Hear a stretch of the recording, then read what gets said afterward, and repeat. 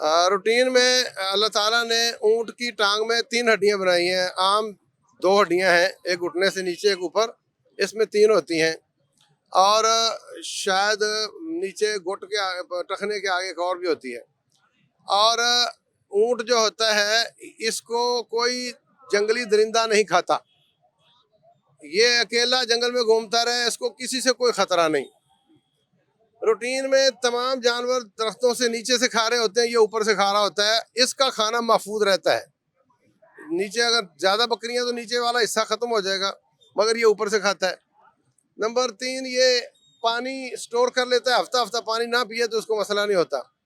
पाँव इसके चौड़े होते हैं, रेत में इसके पाँव नीचे धंसते नहीं हैं। और ये लैंड क्रूजर जहाँ जवाब दे देती है रेगिस्तान में, वहाँ ऊँट चलता रहता है। ना इसका इंजन गर्म होता है और ना इसका तेल खत्म होता है और ना इसके पाँव धंसते हैं ऊँट ऊँट के, बल्कि ये तादेर काम करता रहता है। तो इन खूबियों की वजह से अल्लाह तबारक व तआला ने फरमाया, अफला यंजुरून इलल इबली कैफ खुलिकत। और भी खूबियाँ हैं जो बात लंबी हो जाएगी उससे।